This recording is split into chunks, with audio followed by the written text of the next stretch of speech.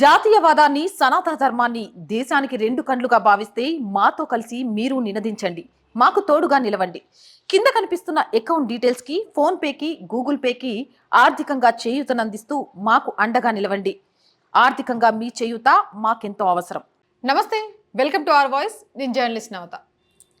కర్ణాటకలో కాంగ్రెస్ ప్రభుత్వం కొత్త రాజకీయాలకు కాదు కొత్త నాటకాలకు తెరలేపిందా అంటే చూస్తున్న సంఘటనలు చూస్తుంటే అవుననక తప్పదు. అదేంటి, కాంగ్రెస్ ప్రభుత్వం మొదలెట్టిన కొత్త నాటకాలు ఏంటి అని అంటే ప్రాంతీయత. ఇప్పటి వరకు మతాలు వేరు అంటూ మతాల మధ్య చిచ్చు పెడుతూ ఒక వర్గానికి కొమ్ము కాస్తూ ఆ వర్గం ఓటు బ్యాంకు కోసం కాంగ్రెస్ పరితపించడం చూసాం. కానీ ఇప్పుడు కర్ణాటకలో అలాంటివి చెల్లవు.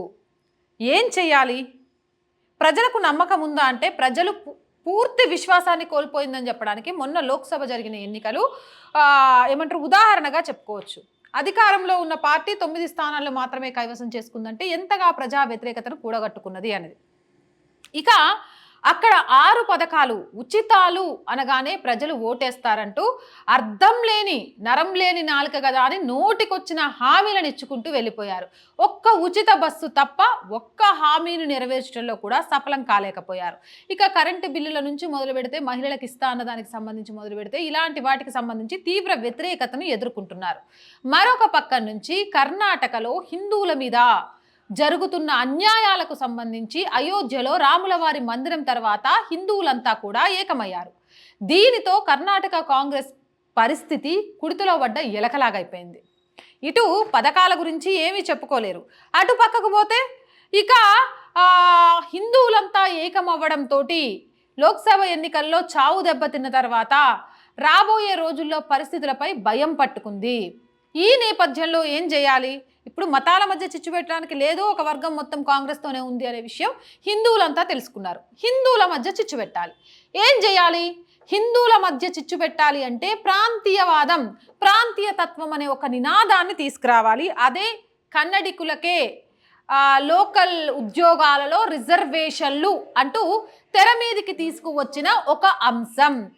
ఇది చాలా క్లియర్ కట్గా అర్థమవుతుంది. ప్రజల నుంచి వస్తున్న వ్యతిరేకతను ఎదుర్కోలేక ఏం చెయ్యాలో తెలియక దానితోటి ఎట్టి పరిస్థితుల్లో మళ్ళీ ఏదో ఒక సానుభూతిని తమ ఖాతాలో వేసుకోవడానికి కన్నడిగులకే మేనేజ్మెంట్ కోటాలో 50% అని, బి కేటగిరీలో 75% అని, సిడి కేటగిరీలో 100% ఉద్యోగాలు ఇవ్వాలి ప్రైవేటు సంస్థలకు సంబంధించి అనే ఒక కొత్త విధానాన్ని తీసుకొని వచ్చింది. ఈ విషయంలో కేంద్ర ప్రభుత్వం కానీ ఎవరైనా కానీ వద్దు అని చెప్తే అగో చూసినవా, కన్నడికుల మీద ప్రేమ లేదు, మేము కన్నడికుల కోసం, మేము లోకల్గా ఉన్న వాళ్ళ కోసం ప్రాధాన్యం ఇచ్చే ప్రభుత్వం, మా ప్రభుత్వం ఇంత ప్రయత్నం చేస్తుంటే వాళ్ళు చూసిండ్రా కన్నడికుల మీద చిన్న చూపు చూస్తుండ్రు, వీళ్ళకు ఉత్తరాదే నచ్చుద్ది అని ఒక బురద పూసి ఆ సెంటిమెంట్తో ప్రజల్ని నమ్మించి మళ్ళీ ఆ సెంటిమెంట్ ద్వారా పోగొట్టుకున్న ఇజ్జతుని కాపాడుకునే ప్రయత్నంలో ఒక భాగం మాత్రమే.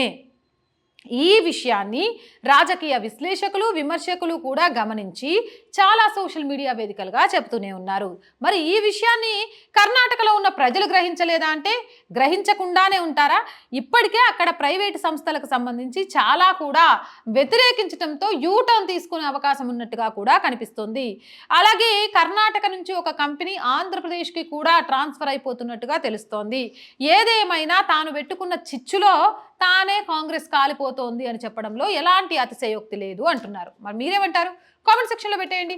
మోర్ వీడియోస్ కోసం మన ఛానల్ని వెంటనే సబ్స్క్రైబ్ చేయండి. వీడియో నచ్చితే లైక్ చేయండి, షేర్ చేయండి, సపోర్ట్ చేయండి. జై భారత్. మీ ఆదరణి మాకు ఆనందం, మా వెంట మీరున్నారని అతిపెద్ద ధైర్యం. దయచేసి సబ్స్క్రైబ్ చేయండి, లైక్ చేయండి, షేర్ చేయండి, కామెంట్స్ ద్వారా మీ అభిప్రాయాన్ని పంచుకోండి.